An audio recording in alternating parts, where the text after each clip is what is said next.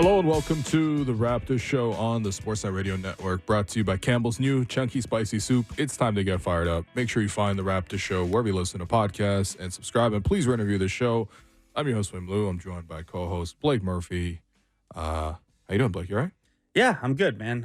Short and show today, obviously. So a lot to get through from the 135-127 double overtime loss last night. And if you're still tired from that one, guess what? They play again tonight, New Orleans Pelicans. Let's go. That's the thing about pro basketball. You know, you lose one game, you got a chance to redeem yourself the next day.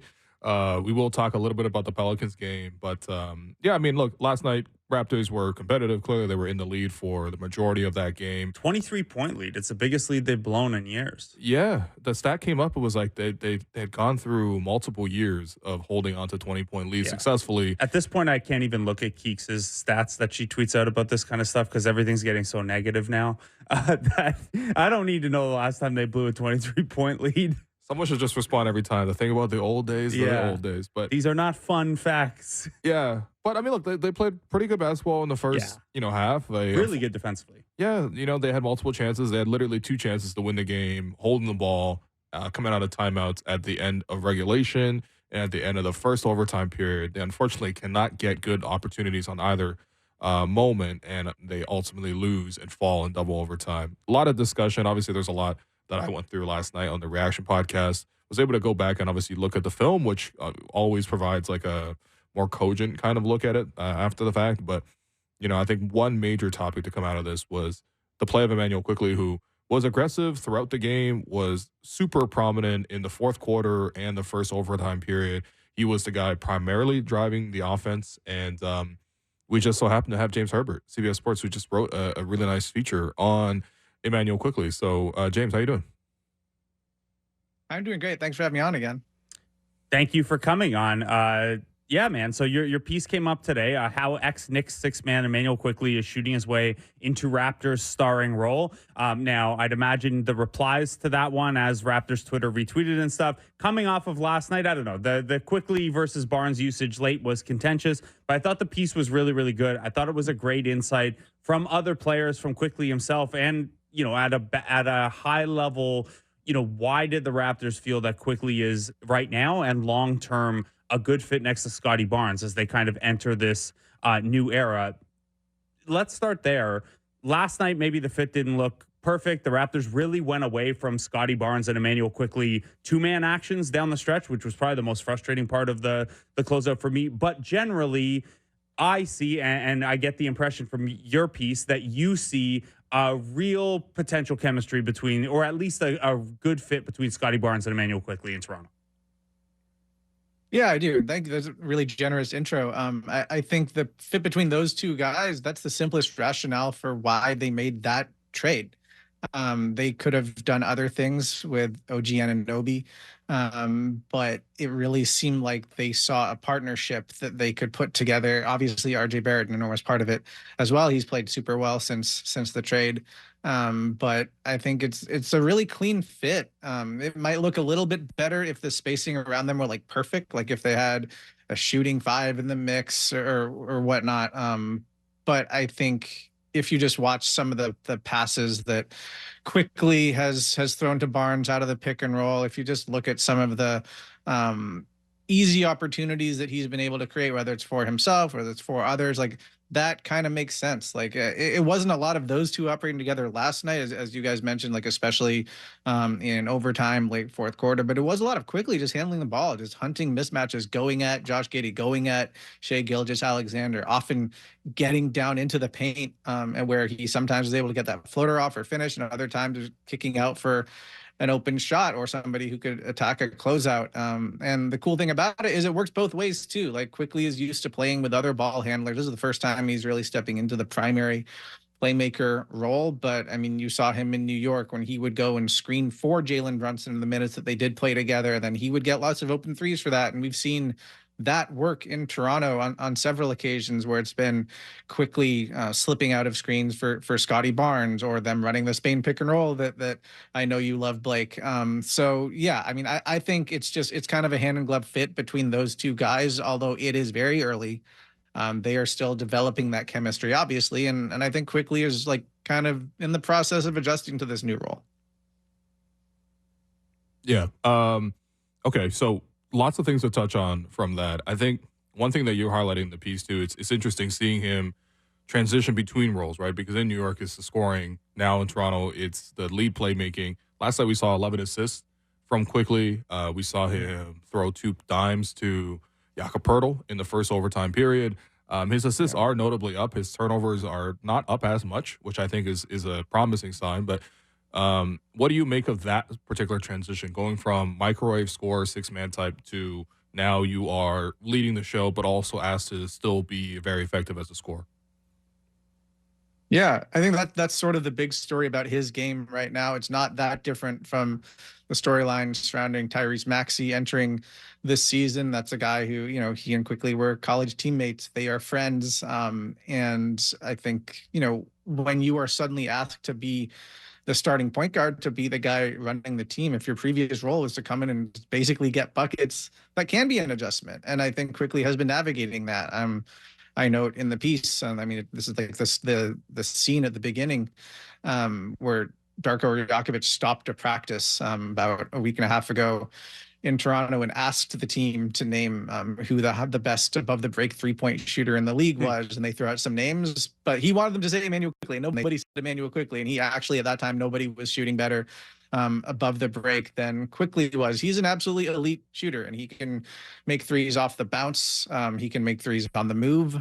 He is a guy that can really help open up your offense, can help diversify your offense with all the different ways that you can use him. And I think there's a lot of different ways then, if you are Quickly, where you can be effective. And he is juggling a lot. If he's trying to think consciously about, like, how can I get this guy involved? How can I make this guy comfortable, versus when should I be just in attack mode? And I think it was interesting to talk to him about that. And it was interesting to ask Darko Rajakovic about that too. And like, they both basically said similar things, which is like, yeah, it's new, it's an adjustment, but he is trying to be himself. He is trying to be aggressive. Rajakovic wants him to get up 8, 9, 10 threes a game. And he's not doing that every night. The last couple of games he has done that, actually. And we'll kind of see where it goes. But I think for the best playmakers in the league, the best scoring playmakers in the league, they are basically in read and react mode all the time. Like, they are reading the defense. If they're, if the right play to make is the pocket pass, if the right play to make is a pass to the skip pass to the corner, whatever, then they'll do that. But that stuff is open because you are going in with an attacking mentality. And to hear Quickly say it, like, that is his sort of mentality now. That's what he's telling himself. Like, he is the point guard, but ideally his passes, his assists are coming out of his own aggressiveness. So when it comes to what Quickly can build into long term, obviously in the short term here, he's getting more minutes, so his overall numbers are up. But on a per possession basis, as you note in your piece, the 3-point volume's down a little bit, the overall shooting volume's down a little bit, his usage rate's down a little bit. Not to any concerning level, it's just he's scaled that back a little bit. When you think about what Immanuel Quickley could become, and we've heard, myself included, say, hey, if X, Y, and Z break, there's a potential fringe all-star somewhere in there. How, when you're talking about your confidence level in how much a guy's role can scale from very, very good role player to, top piece or top 3 piece, say, in a good offense, how highly do you rank that ability to get your own pull-up 3 shot in terms of most important skills? I mean, for a guard, that's like something that puts the defense in a bind immediately. That opens up all sorts of opportunities, and that's huge. Like, a lot of the best point guards, shooting guards in the league, even not even just that. Like, think about like a Jason Tatum, like coming off of the pick and roll, like that opens up everything. That is where it starts. So the Raptors did not have a player like that at all for the first 2+ months of the season. I think everybody's kind of getting used to the presence of Immanuel Quickley there. But yeah, I mean, I think if you're talking about his star ceiling, everything is sort of built outward from there. And, he came into the league. He was a good 3-point shooter, but he has gotten better since he came into the league. He was not a great finisher. He did get a lot better at that in New York. The numbers in Toronto have not been great in terms of, the volume at the rim or just converting at the rim at all. But he has really good touch. You see that on the floater. You could see that as a rookie, this guy was launching like 17-foot floaters and stuff like that. Like, it was really wild. but now I think his game is diversified a lot more on the offensive end. He can get to the pull up too. He can get to the floater. He has kind of funky footwork. You'll see him sort of taking shots off the wrong foot, pivoting and stuff like that. Not quite the same as like a Jalen Brunson type deal in terms of like, stopping and fakes and all of that stuff, but like he has a bag. Like he has lots of ways to like get to his different spots and find ways to get that little floater off and get those little in between shots off. And he has put on muscle over the course of his career so he can take more contact. Like I do think the offensive ceiling is quite high. What that looks like the next time the Raptors have like a playoff caliber team, like is he averaging 25 points? Is he averaging 18 points, but he's averaging 12 assists? Like I don't know. It kind of depends like what the roster looks like. I think, if he is the number 2 guy on this team in the long term, that could be totally fine. But maybe there's a world where like some other person we don't even know yet becomes the number 2 to Scottie's number 1. And Immanuel Quickley is not averaging 20 plus, but he's still like a super dangerous player all over the court, whether he has the ball or not, because he's such a good shooter. So a lot to like within that, certainly a lot of projectability if you do have that 3-point shot at full volume. And you mentioned all the cool floater range stuff that he does, and he gets into it different ways. With range, certainly an ability to use if a defense is dropping back against you, if they're more concerned about your big. Mm-hmm. This is why I think we've seen, Immanuel Quickley's better offensive nights come alongside Jakob Poeltl versus coming alongside, someone my size at center. But the maxi comps come up, and I know you didn't make them. It's more about their friendship and their backstory to this point. And no disrespect to Bruce Brown, who tells you in this piece that Immanuel Quickley can, quote, finish at the rim with the best of them. He can't. And that is probably the biggest sticking point right now in terms of projecting Immanuel Quickley to, the type of potential offensive load we're talking about. He doesn't get to the rim a lot. He tends to take that kind of floater range shot instead. And he's not an awful finisher, but he's not a particularly great finisher percentage wise when he gets there. Where do you see the growth for him needing to come with that part of the game? Or is it just a matter of, hey, once the defenses are up on you for 3, once they know your floater, that's going to naturally progress? Because the maxi comp, that is the biggest difference to me, is maxi lives at the rim in addition to doing this other cool stuff. Yeah, I mean, I think the percentage could go up. I expect it, frankly, to go up where it is right now because it was much higher in New York. I think if you look at Clean the Glass, he was like 65 percentile finisher or something for his position the last couple of years in New York.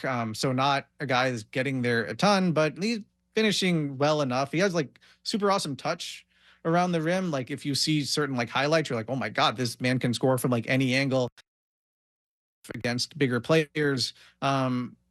But the reality is he is about 6'2". He's like less than 200 pounds. Like it is hard for him to go up. He's also not a guy who's going to be jumping out of the gym and like dunking on 7-footers or anything. So that's part of how he developed this awesome floater, is that was just sort of a better option for him. But I mean, I do think he has shown improvement in that area. He is, like I said previously, he's gotten a lot stronger since he came into the league. So some of this I think will naturally sort itself out. Poeltl being back makes a huge difference. Even if you look at, I mean, the numbers are so small, like you don't want to look at on-off stuff that much, but like the starting lineup that they had with Poeltl and Quickley in it, pre-Pascal trade, those were positive. The very tiny starting lineup with Poeltl back and Immanuel Quickley now post-Pascal trade, those have been positive as well. And I think Poeltl does sort of simplify things for Quickley as a pick and roll partner. Those guys have developed chemistry pretty naturally, I think. And Poeltl is just a really good screener and knows how to get guys the extra space that they need. And I think that could be a factor in his percentage going up. I think also if the spacing improves, if the roster changes and there's just more room for him to get to the basket and find like uncontested finishes at the basket, that's how your finishing percentage will go up as well. So we'll just kind of see how the roster sort of evolves in that respect. But also, he doesn't necessarily have to be a maxi level finisher. He doesn't have to be like a Steph Curry level finisher necessarily. Like you can be a really good efficient scorer in the NBA, relying on mid-range stuff and floaters if you're awesome at that stuff. And he's pretty awesome at that stuff. Like I think about somebody like Chris Middleton, totally different type of player. He's like a 6'8" forward. But he is not this amazing finisher. He's not a guy that takes a ton of contact at the rim. He has to do it sometimes, but that's not his bread and butter. And like if Quickley's bread and butter is his pull-up three and his in-between game and his floater range stuff, then cool. Like I think that can still serve him well for years and years, even if he never becomes an elite finisher. Yeah. James, this is a great piece. I love the perspectives you got from current and former and maybe even future former Raptors in this story. Because there was also a part with Fred in it too, and it was great to hear Fred's thoughts. But it's funny because, you know, talking about point guards who didn't finish well, Fred took a totally different approach. I think everyone was like, well, why doesn't he develop a floater? Why does he develop a runner? You know, why does he always go all the way to the basket and then maybe get the call, maybe not get the call, but finishing-wise was a low percentage. Now you have almost the opposite problem quickly. He rarely takes that extra dribble, gets all the way to the cup, and goes super strong to the rim. But at the same time, he has the more of the crafty package that you would typically see from a small guard. But again, go read the piece. It's up on CBS Sports. And James Herbert, I appreciate you for joining us as always. Appreciate you guys. Thank you. All right. No break for our second. No break. Second guest. We have a man with, is this a new mustache? Like, what's going on, Oren? Oren Weisfeld joins us, writer at large. You know, what's going on, man? How you doing? We eat soup on the show once, and he comes in with a little soup strainer on the top of the lip there. What's up, man? What's up? This is my soup mustache. Yeah. I heard it was a big soup night, so no, we don't have to get into the backstory of the mustache. I promise you, it's not that entertaining, and and it's long, and this is the result of my shaving today, though. Okay, Yeah. nice. Looks better than it should, I think. Which No, is like I like this fit for you, man. anytime someone looks like legitimately good with a mustache, I'm like, this is a compliment and an insult that you look good. You look like a mustache guy is a weird thing to say, right? I always take it with a grain of salt because people are like, yeah, Amit said I look good today. I'm like, do I look good or do I look good for a guy with a mustache? But hey, All right. I'm rocking it. I feel good today. Okay, no one wants to hear this. All right. Sorry. I brought this up as my fault as a host. Yeah. What people want to hear about is what the Raptors should do closing games. Because we saw, this is the huge discussion that came out of yesterday's game. How much was Scottie involved? How much was other people involved? How much did Darko, you know, a lot or scheme for each individual guy, et cetera, et cetera. There's already been a huge discussion about this, but I think maybe just taking a step back in general, Oren, I want to ask you, who should have the ball in their hands to close games in general for the Raptors? Yeah, so in general, I think the platonic ideal for really any team is that whoever is hot that night, whoever has it going, whoever has the best matchup should have at least the opportunity to close the game out, right? It doesn't always mean they're going to finish closing the game out. Maybe if they get that opportunity, things don't go well, then it ends up going to the superstar's hands, whatever.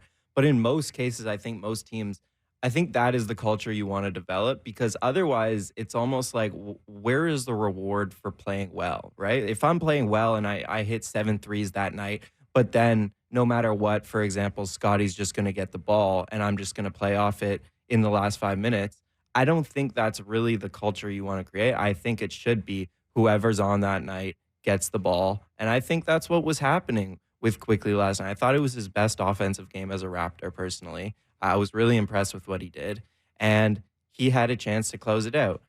We can obviously talk about what happened with Scottie later in the game and what went wrong and all that. But yeah, like to your general point, who closes games, I do think like the guy who has it going that night and who has the matchup should get rewarded with that opportunity first. I'm not realistic, sure. Blake.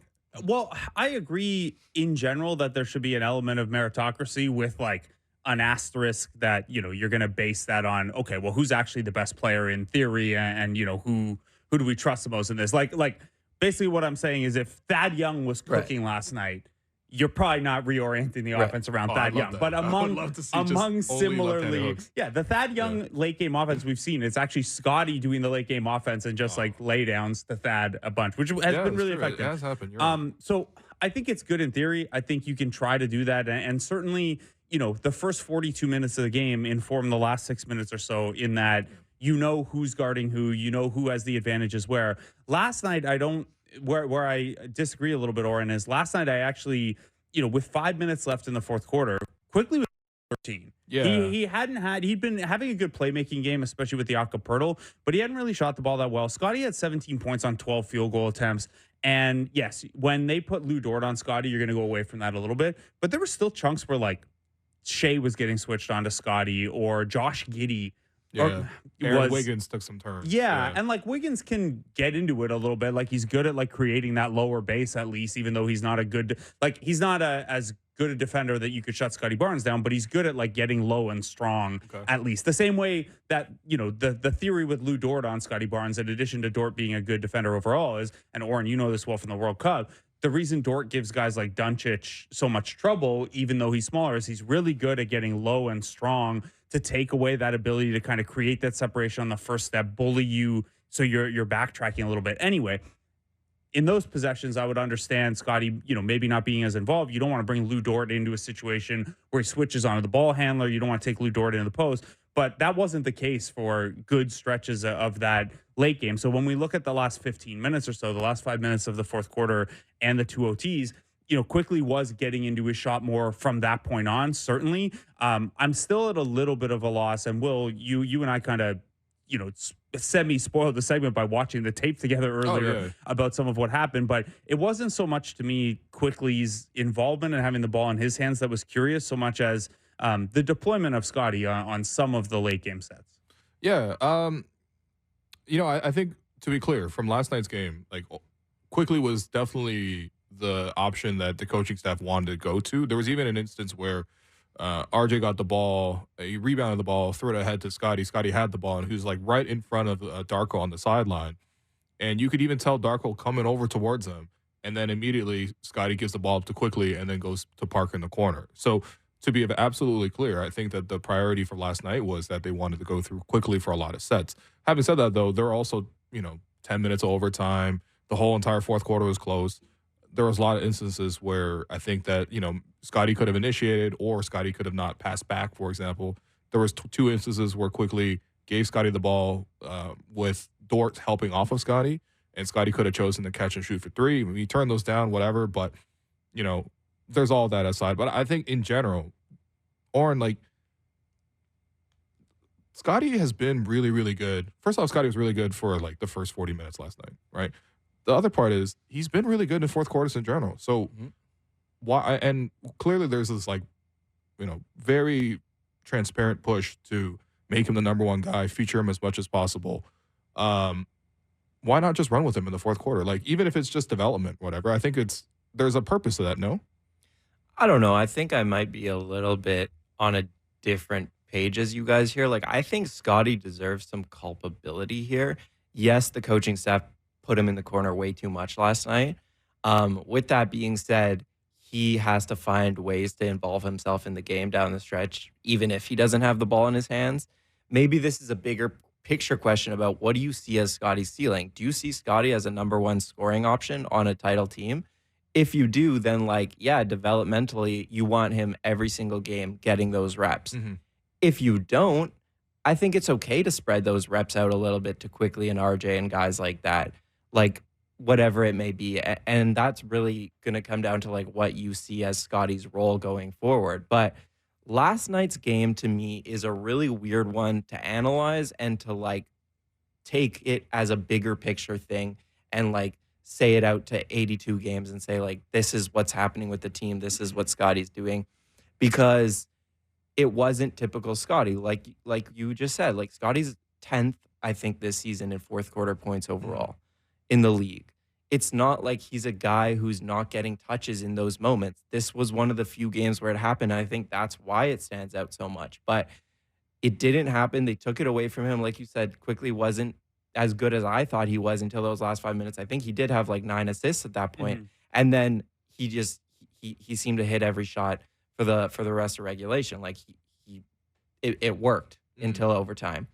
But with Scottie, like, I thought, you know, yeah, the coaching staff deserves some blame for the positions they put him in. Scottie also deserves some game for the way that the last 10 minutes of that game went. Yeah, and there was a good example, Will, that you and I watched where, while an action is happening over on the strong side, Gary sets a pin-in screen for Scottie. Gary actually tells him, like, yo, this is a good opportunity for me to set a screen for you, which might be the first time I've seen Gary actually do that. Yeah, and Scottie has the option then to lift out or like make himself presentable for the skip pass that wasn't going to come and stuff like that. And then there's also an opportunity on that same possession a couple other times when you're in the weak side corner to be a baseline cutter too, right? And like Scottie's a really good 45 angle cutter, like kind of cutting through the elbow into the paint. He just has a good sense of spacing and stuff like that. So I'm with you that this is a shared thing. I want to, like, I don't think we're having this discussion as like, was it Scottie's fault or the coaching staff's fault? It's just how do you win a game late? And like, to your point, Oren, Immanuel Quickley's only 24 and is now part of this team's future as well. It's not like Bruce Brown was running ISOs a couple days before he gets traded or anything like that. The other part of this, though, where I do think there is an element of the coaching staff is that even if you want to run things through Immanuel Quickley, well, what was the thing that we all said we were excited to see develop and build the chemistry with the second Immanuel Quickley and Scottie Barnes were on the same roster? Two-man action. Two-man action. 0 in the fourth quarter and overtimes between Immanuel Quickley and Scottie Barnes. So if Scottie Barnes is being guarded by Lou Dort and Immanuel Quickley has a matchup that you don't want to bring Lou Dort into, okay, I can get there a little bit. But if Scottie Barnes has Josh Giddey on him in the corner or another lesser defender, if it's Shea on him, and Shea's been way better defensively this year, but he's not Lou Dort, so we'll use him as an example, and you're about to run an Immanuel Quickley action over here with Thad Young, because Thad Young is, the center at that point, you as a team have to reorient and be like, no, Scottie, come up and set that screen, because then best case scenario, this is a really good two-man action that we can score off of. I think they had 7 points on 4 Immanuel Quickley, Scottie pick and rolls over the first 3 quarters last night. And worst case scenario, well, okay, you've gotten Giddey switched onto Immanuel Quickley, and if you string that out and let him get in the floater range, there's some length there, but at least you've created a better situation than, well, the center is going to screen because he's the center, and you're I don't know. I think there were more opportunities to, even if you want to feature IQ last night, like Oren is making a good case for, you could have used Scottie Barnes better as a screener or as an off-ball weapon. And yes, some of that's Scottie, but some of that's also, someone on the sidelines has got to be like, that sounds more like coaching to me. Yeah, someone on the sideline has got to be yelling out like, hey, we got to invert this play. Thad, you go space out or something like that. At least force the Thunder to pre-switch that or something. Because you can't leave mismatches like that on the table against a team as good as the Thunder that really, they're not going to give you soft spots like that to mine very often. Yeah, Oren, I want to ask you on this. How do you think Scottie's game, or how do you think Quickley's game varies with Scottie as a screener versus with Jakob as a screener? Yeah, so this is the thing where maybe Darko is a little bit, first of all, just to the point of we want to see more two-man action. I give the coaching staff a little bit of, benefit of the doubt here, because they've just had so many new pieces coming in and out, and they have so many things that they're trying to prioritize, and maybe they just haven't gotten to that two-man game yet. And I know that's not something you necessarily have to practice before you just say, Scottie, go screen for Quick, but in general, like, it's the same exact talking point we had with Adrian Griffin in Milwaukee, right? Why aren't they running more Damianis pick and roll? Sometimes it's just like you need a balance, you need other guys involved, and when the going gets tough, that's going to be the shot. Now, I also understand why there's criticism here. This is a team that's 10-19 in the clutch. If you're talking about coaching, that's often what coaches get graded on, and they're not putting their best 2 guys in actions. That's a problem. Maybe to your point, to your question, Darko's a little hard-headed in that he wants the spacing and he wants 3 outside shooters with that pick and roll. To me, a lot of what Darko has said has been prioritizing spacing. And so if you do run it with Scottie and Pirtle's in the dunker spot, maybe he just doesn't like the look of that. I don't know exactly, but again, I think we're going to see it, right? Like, Quickly, the reason they made the trade, Masai said this on the open gym clip, is because he loves the fit with Scottie. I'm sure we're going to see this two-man action develop over the years here. Last night was like a really unfortunate loss, but to me, it's not like indicative of what's going to happen going forward with the team. And it's not indicative. So I have some stats here on their leverage or their usage in high leverage situations on the season and before the trade. So this isn't the NBA's definition of clutch, because 5 points with 5 minutes to go is it's not in the modern NBA, not in Tyrese Halliburton's NBA. Is that a narrow enough definition for clutch? 23 points with Yeah. 3 quarters. Exactly. So this is in high leverage situations.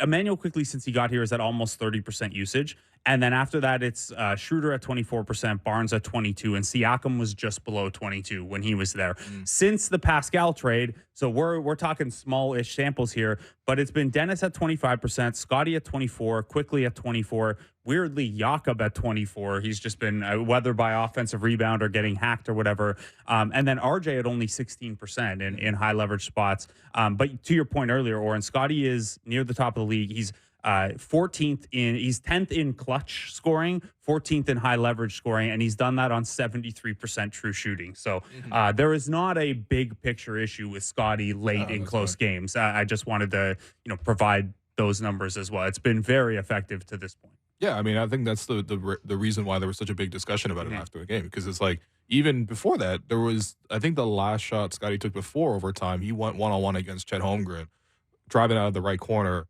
and seemingly had no actual advantage, but was able to half-step pivot and then eventually throw up a left hook, banking it off the glass to score over Chet Holmgren, who's an alien. Like, so I think people are just always like, okay, here we go. He's gonna take us home. I mean, it'd be really weird if you watch the Thunder game and it'll be like, Shea's not gonna have the offense down the stretch because you know what? We're not gonna give the ball to Shea because Scottie's guarding him. That's the best defender. Instead, we're gonna go to Josh Giddey to close the game because he's got Gary guarding him. You know what I mean? Like, there's just no question. There's no question about maybe some possessions. I mean, I've seen some Jalen Williams game winners. He wasn't available in this one, but that's another guy who has such a high skill set that you want to see it. I think for me, it's just like, I agree with you. Find whatever way you can to win games. I understand that's a developmental season, but these are very important developmental moments.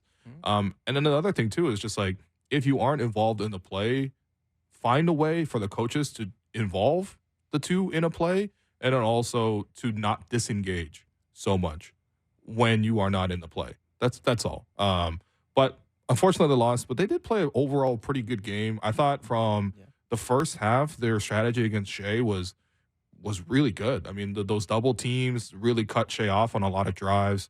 Didn't even give him the mid-range. They didn't foul him much either. These are all things that, again, Shea can do. And, of course, it was good for the Raptors to not have to contend against a team that was hitting a bunch of threes on those kickouts, and it burned them in the second half and in overtime when the Thunder did get hot from three eventually. But, what did both of you guys think about just the game plan in general from Darko? Because, again, I'm also looking at his game plans in addition to the development of the young players. Yeah, I thought it was strong defensively. I thought they did a really nice job on Shea, and to a secondary level, did a nice job on Chet Holmgren in really the first 2.5 quarters. I thought they gassed out a little bit in addition to the Thunder starting to hit some threes. But like you saw Mark Daigneault have to make a pretty big adjustment. Josh Giddey was so ineffective in the first half with all the space the Raptors were giving him, saying, hey, tilt this to the second side. Use Josh Giddey over there initiating in space or operating out of the dunker. And Giddey was able to do so little with it that they actually didn't start Giddey in the second half. Giddey has never come off the bench in the NBA, and they didn't start the second half with him because of what the Raptors were able to do defensively. Now, they figured it out. And some of that was getting hot on threes. Some of that was, the Raptors, I think, look, they hadn't. Scottie played 48 minutes. Barrett and Quickley were at 43. Even Dennis played 36. Gary played 40. Like, they were pretty toast by the end there. But I thought to start, it was a good game plan. They just maybe don't have the experience level yet to execute that kind of start to finish. Obviously, you allowed a very, very big run there in the third quarter to make this back into a game and weren't able to steer out of it. But what the initial game plan looked like, I thought it was good. You don't have halves where Shea and Chet look downright human very often. Yeah, like defensively, you look at this team and it's really small compared to what we've seen over the years, right? And you're like, so how does this team get to that defensive top 10 level unless they get a bunch of wings in the door? And then they kind of, change the identity of what they want to do on the offensive end. So defensively, you're always kind of wondering, how is this team ever going to get to that level? Last night was a really good example of the first half of like, this is what it has to look like. You're not big, but you're fast. And like pretty much every time Shea has a screen, you put two on the ball. Every time in the first half, that guy was coming up from the baseline, getting up to the shooter, and then the rotations were crisp.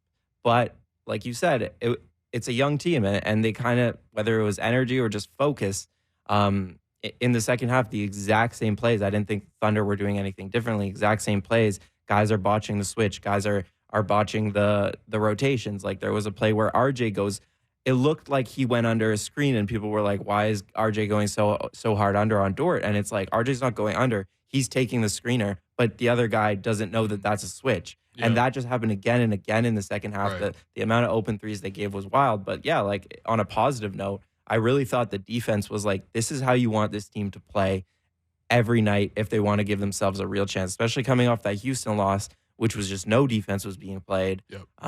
I thought the game plan was really sound. Take Shea out, make those guys hit threes. And I thought the rotations looked really good. And like it is using speed to your advantage now that you don't have size. Mm-hmm. And I'll be really interested to see, too, when the Thunder are here. I think it's March 22nd. They're back here. If they have Jalen Williams back, you probably can't, it's a lot harder you can't use the same strategy you used last night. So, how does Darko adjust to that? How does this team adjust to that? Are they aware of Aaron Wiggins on ATO plays sneaking to the rim?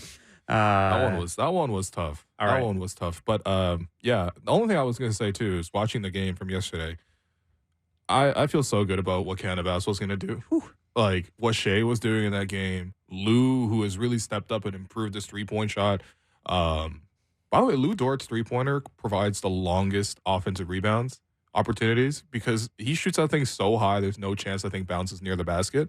But he's up to 39% from three on the season. He made a whole bunch of big threes to force overtime and then even in double overtime as well. And of course, RJ has also, become more efficient and more effective here in Toronto. I thought he played a really good game. Except for that key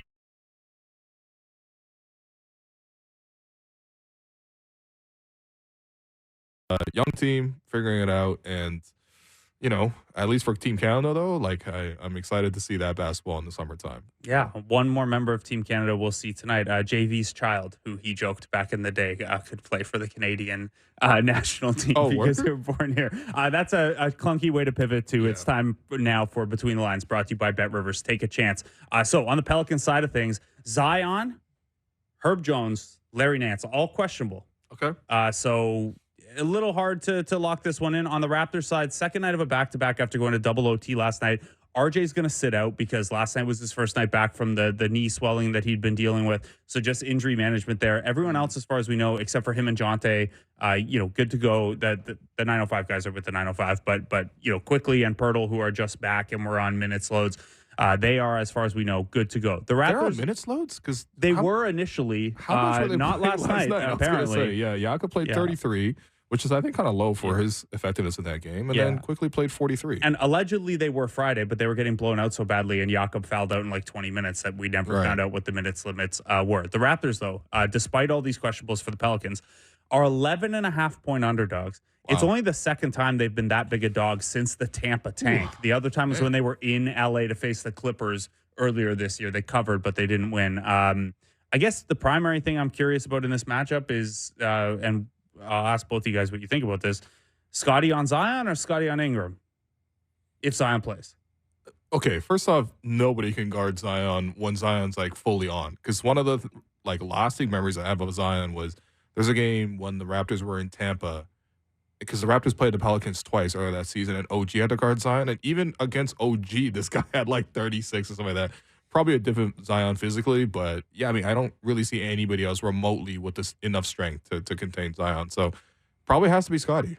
What do you think? Does anyone else have a chance? Yeah, I mean, they might put Pirtle on him. We've seen teams do that. Just put your center on him, stick him in the paint, and then that would be my guess. Put Scottie on Ingram because, I don't know, Scottie loves those perimeter. He loved taking the perimeter assignments for whatever reason.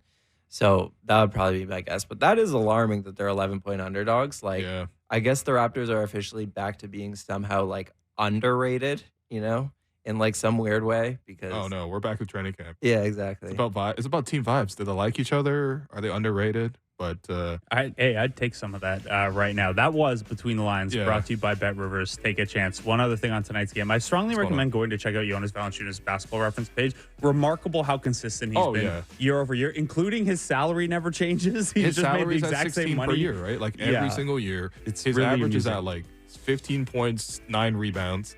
2.5 assists, 35% on threes. And he's shooting probably close to 60% from the field. This has been him since his second season. But anyway, that does it for us today. I've been your host, Willow. You've been listening to The Raptors Show on the Sportsnet Radio Network, brought to you by Campbell's new Chunky Spicy Soup. It's time to get fired up. Make sure you find the Raptors Show wherever you listen to podcasts and subscribe, and please rate and review the show. Thanks once again to the producers, Mark Boffel, Iman, Derek Brandale, Jennifer Rolnick, David says, Jeremy Manatad, and thanks to our guests for today, James Herbert and Oren Weisfeld. We'll talk to you tomorrow.